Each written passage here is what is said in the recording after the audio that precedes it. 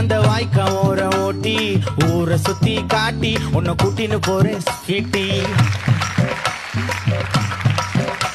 நான் ரொம்ப கோபக்காரி, நீ சுத்துற ஒரு மாதிரி ஆடிக்காரி ஏறி நான் போக போறேன் சாரி.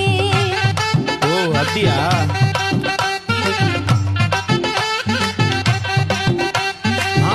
மாட்டேன் தாடி நீ வேணா எனக்கு போடி, இந்த மாமாவை தான் தேடி உன் தங்கச்சி வர ஓடி.